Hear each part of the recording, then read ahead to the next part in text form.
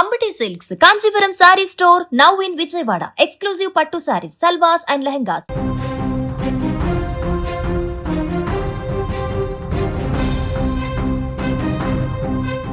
కొన్ని వార్తలు వింటుంటే మనుషుల్లో ఇంతటి రాక్షసత్వం దాగుందా అని గుండె తరుక్కుపోతుంటుంది. నిద్రిస్తున్నటువంటి పసివాడిని చూస్తే ఎవరికైనా ముద్దొస్తుంది, కానీ ఆ కసాయి వాళ్లకు మాత్రం కరుణ రాలేదు. 10 ఏళ్ల వయసు, లోకం తెలియని అమాయకత్వం. నానమ్మ ఒడిలో ప్రశాంతంగా నిద్రపోతున్న ఆ బాలుణ్ణి కరుడుగట్టిన నేరస్తుడినని చంపినట్లుగా బండరాలతో కొట్టి చంపారు దుండగులు. కృష్ణా జిల్లాలో జరిగినటువంటి దారుణం ఇప్పుడు ప్రతి ఒక్కరిని కంటతడి పెట్టిస్తోంది. కృష్ణా జిల్లా నందివాడ మండలం పెదలింగాల గ్రామం ఇప్పటిలాగానే ఆ రోజు కూడా చీకటి పడింది. 10 ఏళ్ల బాలాజీ తన నానమ్మ లక్ష్మితో కలిసి నిద్రకు ఉపక్రమించాడు. ఆ నానమ్మ కథలు చెబుతుంటే ఆ పసివాడు కలల లోకంలోకి జారుకున్నాడు.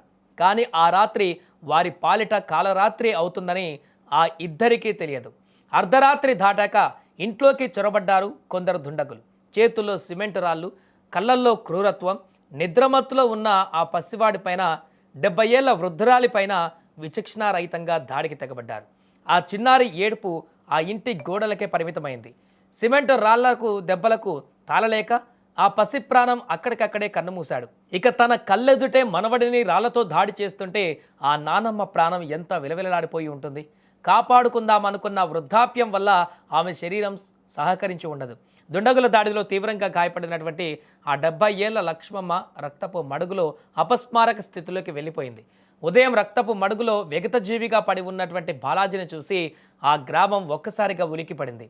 కొన ఊపిరితో ఉన్న లక్ష్మమ్మను స్థానికులు ఉటావుటిన ఆసుపత్రికి తరలించారు.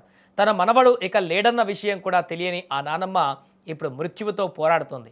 ఆమె పరిస్థితి విషమంగా ఉందని వైద్యులు చెబుతున్నారు. అయితే ఈ దారుణం వెనుక పాత కక్షలు ఏమైనా ఉన్నాయా? 10 ఏళ్ల బాలుడి పైన అంతటి కక్ష ఎవరికి ఉంటుంది?